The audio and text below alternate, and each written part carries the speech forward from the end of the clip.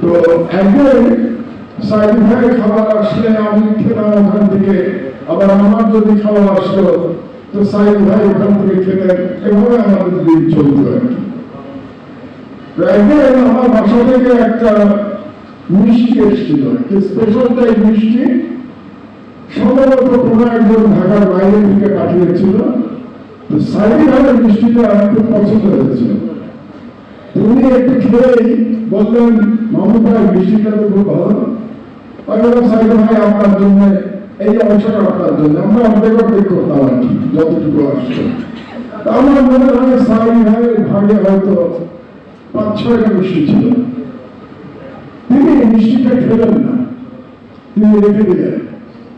আমি আর জিজ্ঞেস করি না উনি খেলেন না কেন, উনি বললেন যে মিষ্টিটা ভালো। তার একদিন পরে ওনার এটাকে যেখানে ভাষায় বলতো দেখা, মানে ওনার দেখা আসবে, মানে হচ্ছে ওনার পরিবারের লোকজন। পরের দিন ওনার পরিবারের লোকজন যখন আসলো এবং তারপরে আমরা গল্প করতাম কে কেমন আছে এটা জানবার জন্য, সাইদ ভাই আমাকে বললেন যে আমি মিষ্টিটা কেন খাই নাই জানেন?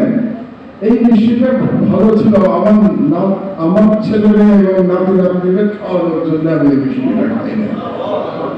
আপনি কতটা স্নেহশীল পিতা, এটা চিন্তা করে দেখেন। যেখানে জেলখানায় আমরা প্রায় কিছুই পেলাম না, সেই জেলখানায় একটুখানি মিষ্টি উনি রেখে দিচ্ছেন ওনার পরিবারের জন্য।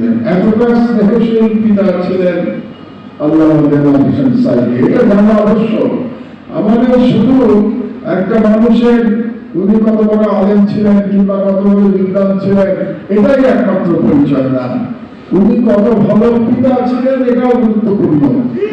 যেটা আমরা আমাদের রাসূল মহানবী হযরত মুহাম্মদ সাল্লাল্লাহু আলাইহি ওয়াসাল্লামের কাছ থেকেও শিখেছি যে ভালো পিতা হওয়া ভালো মুসলমানের জন্য গুরুত্বপূর্ণ।